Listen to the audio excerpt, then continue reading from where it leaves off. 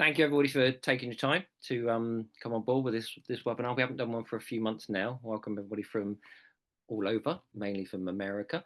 Me and Andrew have been doing this for many years, which we'll go through in a second. And we'd like to have Dr. Glori Gray on board as well, who we recently just moved over, very recently moved over, so she can talk what it's like to move from the US to the UK physically. So a couple of things, it's being recorded like we say, so if you don't want to be on screen, please stop your video, that's fine. Any questions you've got, put it in the chat group anytime before, or we're more than happy to have a detailed conversation afterwards, obviously. So any questions you've got, big, small, or indifferent, it doesn't matter. My cat's jumping around, so if she appears on screen, apologies for that, she's very popular. So just a little bit more about myself and Andrew first of all, so you know who you're talking to.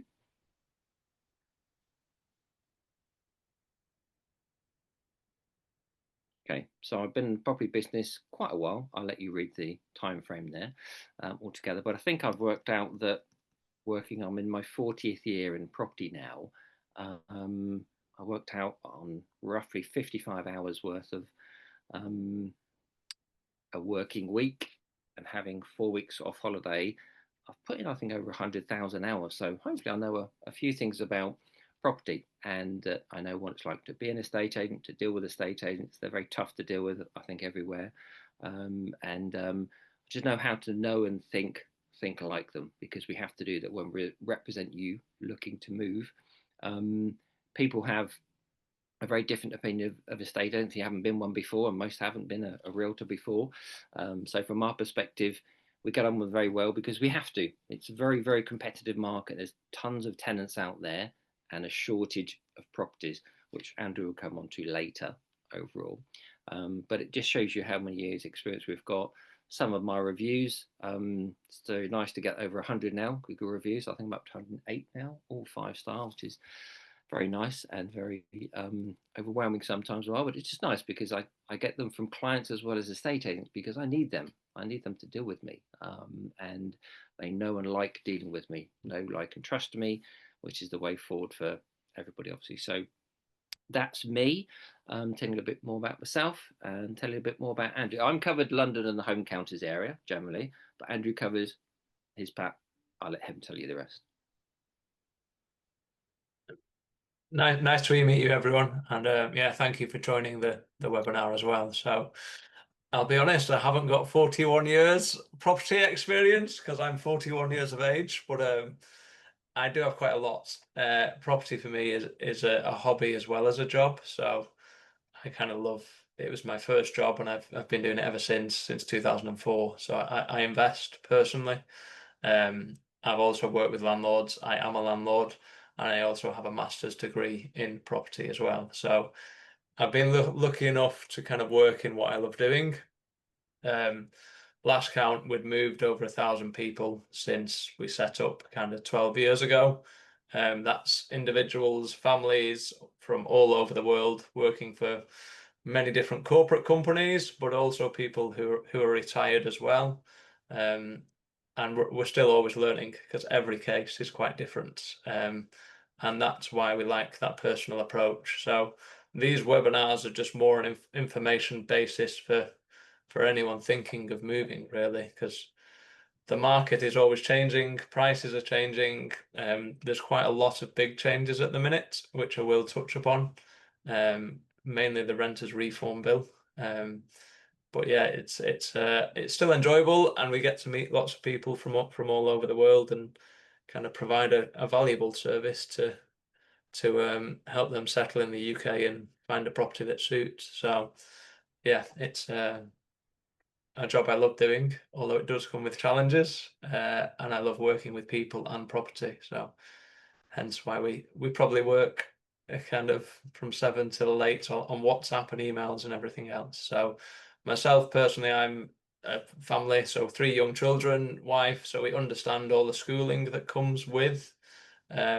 moving to a new country, and we obviously the property side as well. So we kind of do a full round of service, and if there's anything we can't help with, myself and Mark generally know people who can, whether it's visas or whether it's shipping and stuff like that as well, because we appreciate it's such a big platform when moving, giving up your whole life and moving to a new country, that you need quite a lot of people to help with that move. So any questions are welcome. We're Manchester based, which is a bit north of Mark, so probably little bit more rainy, but still good fun. We have lots of countryside and a nice city as well. So pay a visit if not moving here. Thanks, Mark. Thank you. Thanks, Andy. So, Glori, this is now. If you push to the next screen, please, and we can just show a little bit more about Glori. So, I first met Glori online in about May, I think it was, something like that, 4 or 5 months ago. It's flown by, absolutely flown by now. We've had many deep conversations, as she knows. She's smiling, so I think she's probably been helping me a little bit more as well, to be fair. And lovely family. I met them. The next slide will show you where I've met my clients, which normally ends up in a coffee shop or a pub if I can. There we go. So back again. But it's nice just to meet people once they've moved in, give them a bottle of bubbly, and just for those extra little bits and pieces that we can't sort of find out online, because what we do is, certainly from a distance and certainly with WhatsApp, as Mike Andrew mentioned, is so useful for us with videos and phone calls and time zones, etc. Because no one's on our time zone, generally speaking. Many Americans obviously 5 and 8 hours behind us, time frame wise, but other parts of, we've got people in Singapore, American from Singapore coming here, which is 8 hours ahead, and with people South Africa, hour ahead. So it's always somebody on a different time zone. So it's great to have that. So Glori, this is purely down to you. Please talk about how your experience was, how are you finding it now? Come at a great time, obviously, with just towards the end of the summer as well, and a really popular part of London as well. But I'll leave it down to you. Yeah, it's great. Thanks for having me. I have a practice in the US, and so I think there's a lot of things that, as a business owner and as a psychologist, I'm accustomed to managing a lot. I will say that this process has been something that is certainly beyond my scope, and has required a lot of, um, a lot of support and a lot of help. And I've been really grateful for meeting Mark and for just his calm presence with us in the midst of trying to sell our house and getting visas and all of the busyness that happens. And I feel, I'm a member of other expat groups where I had actually heard about Mark and gotten his information and heard great reviews. But I was really glad to actually meet him. It wasn't in person initially, but just being able to meet him and learn more about just how he does things and the warmth that he exudes was really helpful for me, because there were just a lot of unknowns at the start of this process. So, but I think, there were things that we had to really narrow down. And Mark helped us to kind of think through kind of how to prioritize what we were going to do first and how we approached it. Because, in my mind, it's like we were moving to London, my husband was taking a job, and really outside of that, the world was our oyster. We really didn't know kind of what area we were going to live within. Um, and so we really, heeded Mark's advice and started with, well, we had an educational consultant, which was really helpful. And in kind of working with her, we were then able to kind of prioritize and think through which school we were going to end up with for our son. So that was kind of our first step. And then once we had that, they were willing to coordinate and kind of think through what was going to be the best for us, given that where my husband was living, where my son was going to school, and how we were going to figure out where our home kind of centered in on those within those locations. So Mark, helped us. We sent him a CV, kind of helped us with that, think through, okay, we've got a cat who also adds an added kind of complication to the issue. And Mark assured us that that would really be no big deal. And I was glad to hear that. I wasn't sure how that was going to work, but truly, when it came down to it, he really, I think, again, his warmth and his ability to connect with people, and that social or EQ that I've told him he really exemplifies the best EQ out there and can get to know people, and was really able to connect with the folks where, you know, we ultimately ended up, in the flat where we ended up. He really, you know, he talked to the letting agents, and, you know, painted a picture of who we were, and that really helped to kind of open the door, to then come in. And we had prioritized some other places, and I found the spot where we've ended up. But just as I was about to send him an email about the other 3 places, I found this place we ended up coming to, and sent him an email late one night and said, "This is it. This is where I want to be." And I woke up the next morning, and he literally not only had like connected with the letting agent and told them about us, but then he had video coverage. So he had actually found his way in, appropriately so, connected with the people who, you know, were, you know, the letting agents, who then connected him with the people who were there, in the place where we're staying. And he had video coverage of everything that we needed, in the entire flat. And that kind of started the ball rolling. We did, I don't know how much you want me to share. We did have some hiccups. You can share anything you like, honestly. Okay. And despite Mark being super clear with everyone that we had a cat, I don't know, the letting agents had not communicated effectively with the landlords, and so we had a bit of a hiccup trying to get our lease actually signed. And but Mark really advocated to the point of, you know, he talked to the letting agents multiple times, multiple days, and even had to go kind of above their head to talk to the administrative office, to try to kind of to figure out what was going on. And we got it worked out, and happily we're here where we wanted to be. But I'm really grateful for the ways that, again, Mark just used his skill and just knowledge of the market. And even in the negotiating of the price, we had 6 different people bidding for our place. And so I thought, gosh, I really want this place. Do we need to go even, you know, higher than this other person who put a higher bid in? And he was like, no, no, no. You are representing a good family. Here are the features you have to offer to the landlord. So let's just keep it as is. And so I trusted him in that, and he was right on, and they took our offer.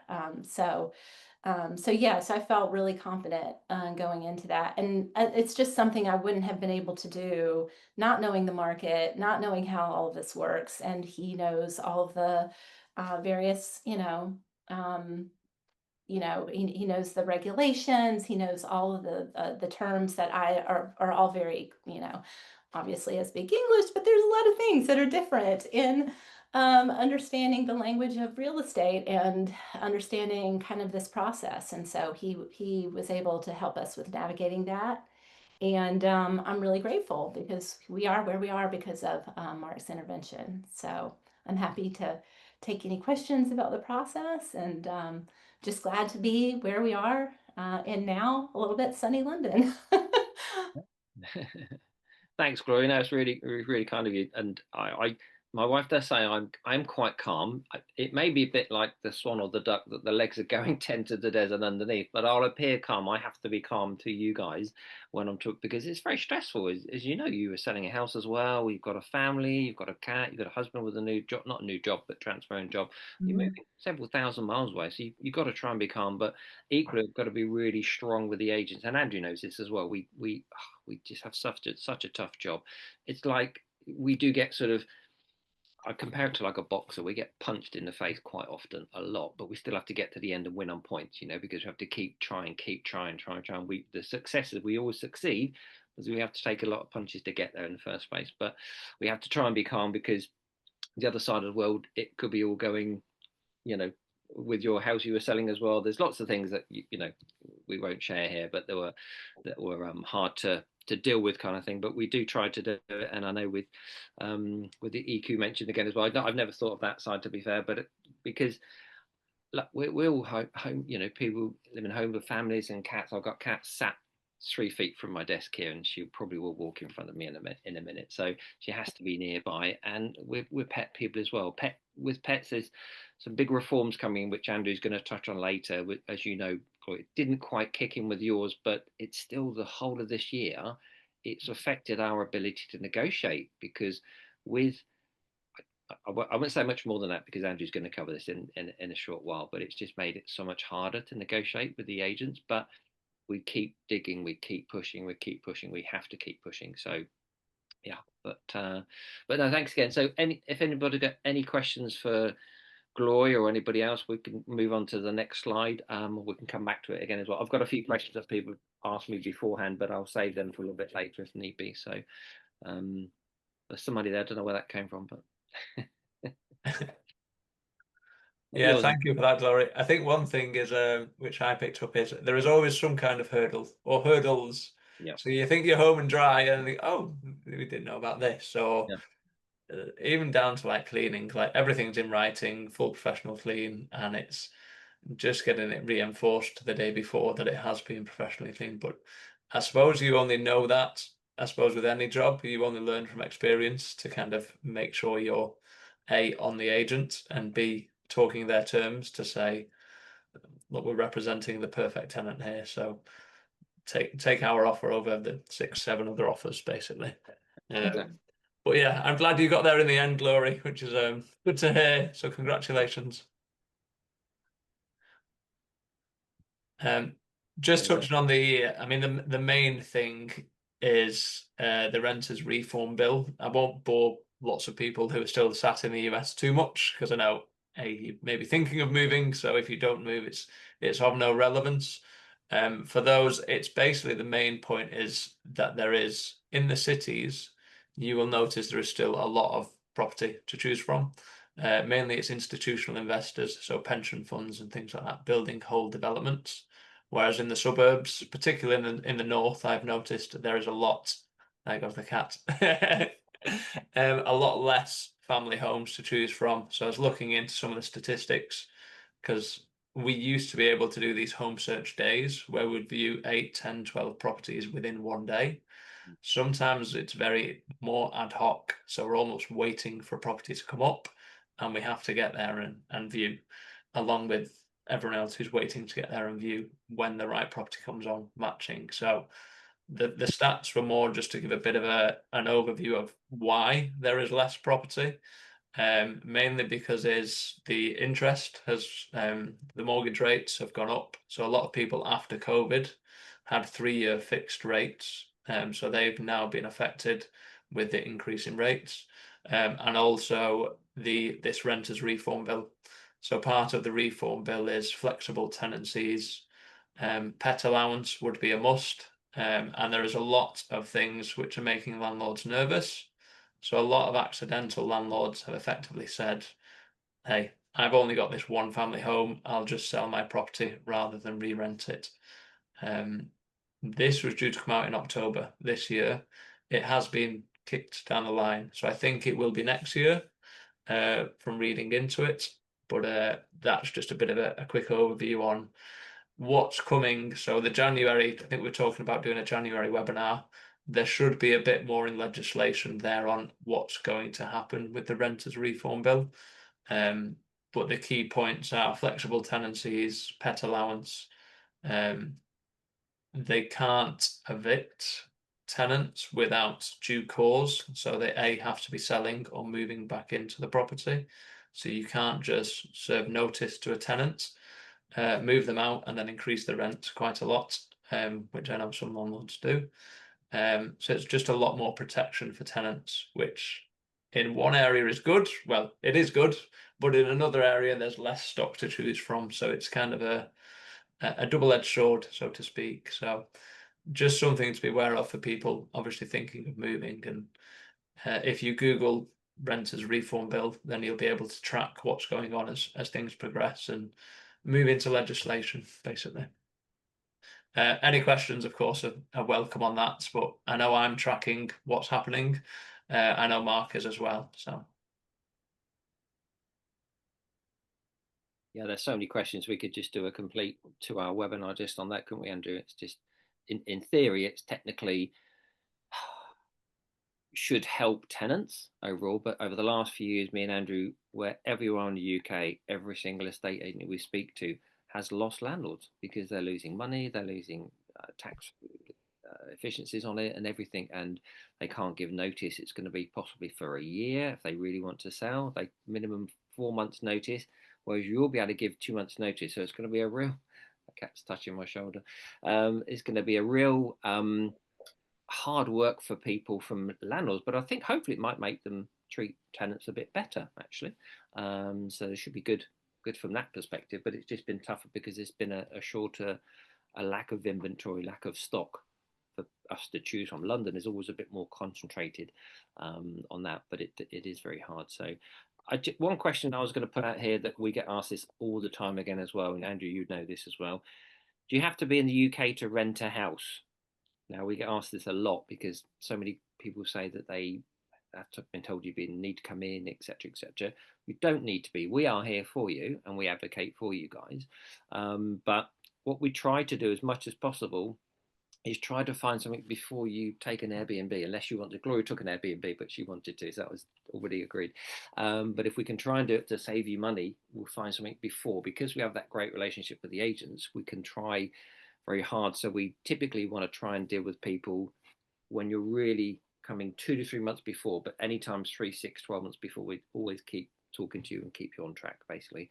But essentially, when you are starting looking, 2 to 3 months notice is the prime spot, I would say, because we can look for you. Typically, a tenant has to give 2 months notice, but sometimes they give 3 months notice. And we know when you're looking, we reverse engineer it. We speak to these agents. They then get to know us even better. We know some of the corporate people anyway, that they approach us with properties. Have you got anybody looking in this area? Have you got anybody in that area, etc., etc. So they end up helping us so much more because they know what we've got. Sorry, we've got another question there. Sorry, Andrew, do you want to take the next one? The next one I had was, do you have to pay 6 to 12 months in advance?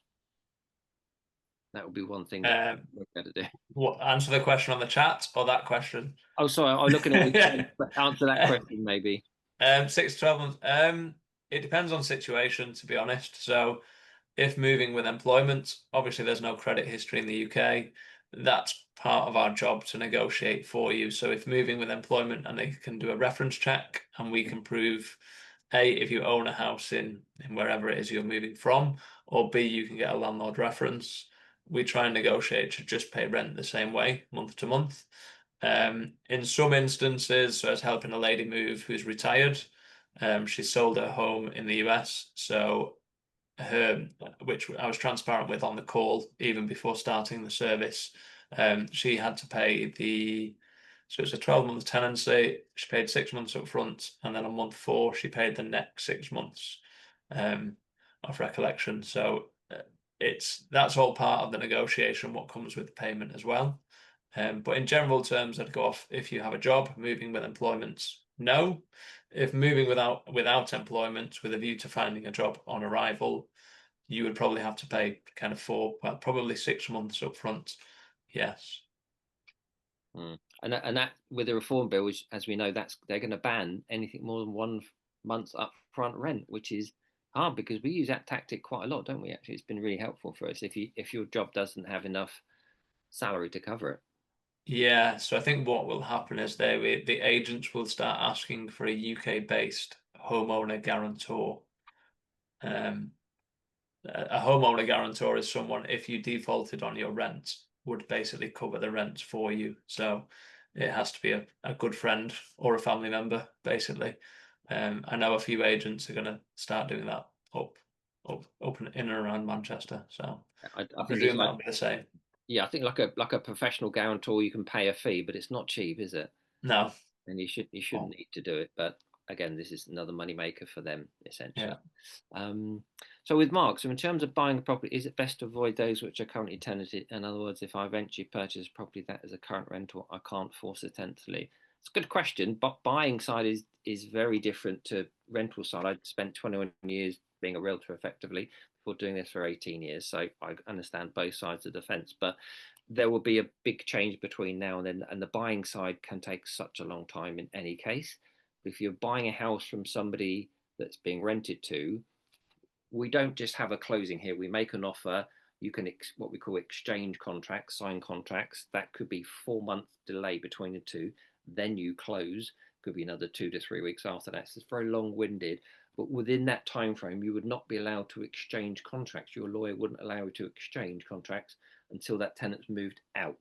So they would need to give the notice at a rough time 4 months before, but it could be a view that you're not ready to exchange once they've moved out. So that's something that you can't predict. The landlord has to take that punt effectively. It's hard to know exactly when to do it, but buying, selling is super tricky and so much slower. It's been like it for hundreds of years. Our system is absolutely rubbish, but it's the only system we've got, so we have to use it, unfortunately. But yeah, I think on that market, if you are buying it to move into, so if it's buying it as a rental investment but buying it with a view to move into, under the new legislation, yes, it will be fine. The problem is we don't know the wording of the legislation. So it's a bit of a tricky one to answer. Currently, you can just serve notice, give them 2 months, and then they move out and you move in. That's what's changing. So it's worth keeping an eye on. Yeah, any progress over the next few months. no, it's fair enough. And another one we had, which is you're probably best because your kids are currently at school. My grandkids are at school now. School catchment areas. What does it actually mean? And does it mean if you live next to the school, are you guaranteed to get into like a state school? No, to be honest, I wouldn't worry too much about catchment areas. If you're moving in the school year, you'll do what's called an in-year placement.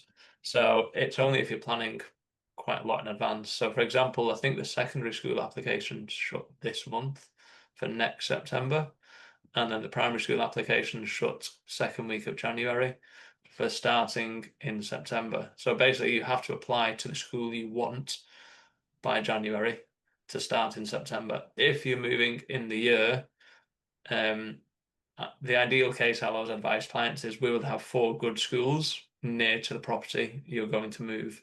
So in the instance, option 1 is full. Well, school 1 is full. We've still got 2, 3, and 4 to fall back on. What full means is they will cap normally at 30 children. So if you've got a child going into year 4 and year 2, and year 4 has 30 children, they will say that that class is full. And they may have 28 in year 2, and they'll say there's 2 spaces in year 2. Sometimes there's extenuating circumstances, so you can appeal to the local council, which I've helped people do. It may be not being able to drive, so you can't access the school, which they've offered. But I suppose it's a case-by-case basis on that one. But they can say the school, well, it's normally the council who you kind of speak with. They can say the nearest school is full, so we're offering a place in this school, which could be a bit further to travel, basically. It's so tough, isn't it? Because you're looking at houses, you're looking at schools, you're looking at areas. It's super stressful for a lot of people. So yeah, if you are finding a house next to a school you like to go to, and also, do you want to explain a little bit more about Ofsted? Because again, Rachel was a teacher, right? Your wife. So yeah. I mean, that's in reference to the schools there. That's state. So private and independent, obviously, is a lot more accommodating. Ofsted is a rating system by government inspectors. So they will rate the school normally outstanding down to inadequate. So there's 4 different grades. So generally people want to be an outstanding or very good. And that's the main aim. And they will Ofsted come in for a week to the school and they will look at all elements of the school. So from management through to teaching quality, through to behaviour of pupils, and then they score it accordingly. And that goes on to the school's Ofsted report, which you can access via the online, basically. So that's, if you're not using an education assistant, that's normally what they're looking at. If you're using us who wants to help with education, we look at that as well.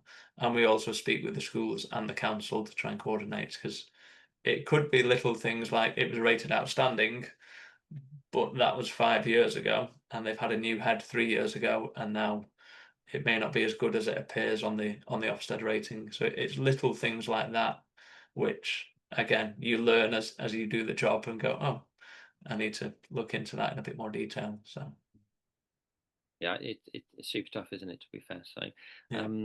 Myra's just asked, will he be discussing spousal visas? We're not licensed to speak about visas, unfortunately. We do have people that, if you reach out to us, we can put you in touch with for sure, that can tell you they're regulated. We can't discuss things. We've got people, if you need help with pet relocations, utilities, currency exchange, car selection, buying, school searches, etc. We can deal with lots of different people associated, but we mainly deal with the house finding and try and settle you in with utilities, doctors, dentists, and things like that, or just maybe videos of the areas and things like that. But we try to, but we're not allowed to discuss the visa, so it's very complicated, even more than housing, I think. I would suggest, but we can do that, right? Okay, I've got your details, Myra, so I'll reach out to you separately, no problem at all. Any other questions from anybody at all, or Andrew, anything else you wanted to add in? I was going to ask something about the changes in terms of how it affects renters having pets later. Okay, yeah. Okay. What's to happen with the reform bill with that? So because we're already with the cat in there, and as you know, they did know all along about your pet, because we had a pet CV that you very kindly did as well. The communication between the negotiators anyway. But because you already have a pet, Glori, it's fine. But what it will do in the future is that a landlord won't be able to unreasonably say no to you requesting a pet. If you want to suddenly bring over 6 dogs, that's maybe not a reasonable request, but technically, as I said before, people maybe just won't tell me that they have a pet, and it's fine by me, because it's harder for you to do, as you know. But London, it's a little bit more centric. But some apartments, some major newish, not brand new, some of the brand new ones do accept pets, but the head leases say that you're not allowed a pet. So this will not be able to, this law won't be able to change that head lease law. So effectively, if you're coming with a pet, they shouldn't be able to unreasonably say you can't do it. I had a client yesterday that spoke to me, and they said they've got a chance to find a house. They've got a dog, but they could, should they foster him for like a month or two before they come over? I said, that's a great idea. Brilliant. Because then you don't have a dog to me. And by then the new law we think it's coming in about springtime, Andrew, is that right? Well, it's meant to be October, but yeah, it probably spring. Spring now, Knowing yeah. the current government, probably spring next year. Yeah. Yeah. But effectively, what will happen, Glori, with yours is that your landlord is that they cannot give you notice. Maybe they can't give you notice minimum for 4 months, but you could give them 2 months notice. So if it's not quite the same with your property, I don't think, but if they're not looking after the property, there's a leaky tap and the washing machine's broken and they don't fix it, those niggly little things that tenants have had to sort of put up and shut up in a way, all of a sudden the power's going to turn a bit, because if it's repeated, you could say, you know what, I could just give you 2 months notice and move close to the school or to Michael's work if need be. They're not going to want to do that. It's going to cost them a ton of cash to find another tenant again. So all of a sudden you can think, oh, actually that plumber might turn up a bit quicker. So, I mean, plumbers are hard to find, tradespeople. They are hard to find, to be fair. But with your situation, because you're already moved in, you're fine. But your contract that we signed will turn into a periodic. Everybody's contract will turn into periodic, which is better for you. But it's getting to that point. It's been hard to get to that point. That's the thing. So. It's no, I thought it would be harder to have a pet later, but you're saying it actually will be a little easy. They won't be able to prejudice against you having a pet. That's So Yeah. that's what they're saying anyway. When we see the final wording, we and Andrew can only go from what we're being told from the government versus the estate. Every agent we talk to, we ask them the same question all the time because they always tell you slightly different. But we know the kind of core, don't we, Andrew, as to what it's going to be. Yeah. I mean, I've got a 5 and a 1-year-old, Glori, so they should maybe prejudice against kids because they cause a mess. I know cats probably don't, but yeah, they like to spill juice on the carpet and everything else. So, but they can't discriminate against kids. But for some reason they can against pets. So it's probably a good thing, this kind of change they're bringing in. So we've got Jay Horse. Do you find that schools are the main priority from your relocators, or from Glori's perspective, was that your number one? It's a good question. It's normally schools and work, because nowadays we've kind of a flexible work approach, haven't we? 2 or 3 day week at home if you can, if you have that kind of job. But obviously it depends on the school. For me, the school run has got to be done 5 times a week times 2, so 10 times a week. But the work, maybe if it's a role that you're having to be in the office, but there's at least a day or 2 generally at home. So it's kind of a combination. With Glori, we filtered down a lot, didn't we, in lots of areas, in a certain rough area initially, but we then filter down, so that it's close to the swimming club that you wanted to be nearby, near the parks, near the tube for Michael to get to work, and for you to get to, Caleb to school, or you can walk to school as well. So it's a combination from all of them. But the main drivers used to be the work location every time, but now we're a little bit more fluid. If there's children involved, it has to be around the school, as far as I'm concerned, because you want the right education, but also you've got to get there 10 times a week. 39 weeks of the year, I think it is. So it's a good question, but yeah. How are fee structured and how process do you like to be involved? We like to be involved, like I said, really at least 2 to 3 months before again as well. Peter and Pat, I'll reach out to you separately depending on where you're looking to move to. Can you say where you're looking to move to roughly? But I can talk that with you for sure anyway. No problem at all. But Peter and Pat, I will reach out to you I'll see where you're looking in this spreadsheet anyway. Any other questions from anybody out there, do you think? It's coming up to 45 minutes. We try and stick to within 45 minutes because that's what we say we're going to do. If it rolls over, it rolls over a little bit. But I know people have got jobs and work and lives to get on with as well. But anything else you wanted to add, Andrew or Glori? I think just touching on the school one, it's a bit chicken and egg with state schools, because the state will ask for your property address. So although some families want to prioritize the school, they also need the property to give the address. So it's always a tricky one to kind of navigate, and the council aren't normally very helpful. So you can speak to the individual schools to check availability. But yeah, that's kind of what we do with the school and the education side of the service to make sure we're getting the property aligned with the school that has availability. The schools update the council every Monday. So obviously it's not a perfect world, but there could be a 6-week gap between you finding the property in the school. The hope is that there's space available when you physically arrive, which there normally is. But that's part of our job, to make sure we coordinate the smoothest move possible and ensure any hurdles that come up are kind of hopped over as well, kind of mid negotiation. So yeah, nothing more to add from me, Mark. Okay. So I think any other question, I think we've answered everything else, isn't it? I think these is just making sure I've got the right people for the right things to speak to, which I think I have. Scotland, yes, we do have people in Scotland. We have quite a few people moved to Scotland. We've got a really good connection, haven't we, Andrew, up there? So we work with them, not a problem. No other questions, I don't think, at the moment. So if we are all done. Sounds good. Like a Swiss train, Mark, 14:44 and 45-minute window.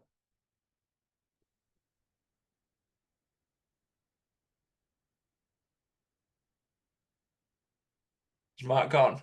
It looks like it. Yeah, sad enough. I think Mark exited by. Mark and technology do not get on, by the way, Glori. So That's funny. yeah, no, it's been good. Hopefully it's been of value to anyone listening. Good to hear of your move as well, Glori, because we were speaking last week and he was speaking highly of you. And yeah, any questions? Glad to be here. It's worked out really well. Good. It looks sunny down there. It's rainy up here, so maybe London was the right choice. I know. No worries. Right. Well, I'll check out as well. I'll message Mark to say we've kind of come off, unless he's trying to come in. Yeah. There you go. Right. Well, My computer just crashed. So, but our email details are online, and then if people want to connect with us on WhatsApp, which I know a lot of people do, we can put our details on there as well on the email with the recording to go out. So, thank you, everyone. Thank you. Bye-bye. Thank you. Bye-bye. Bye.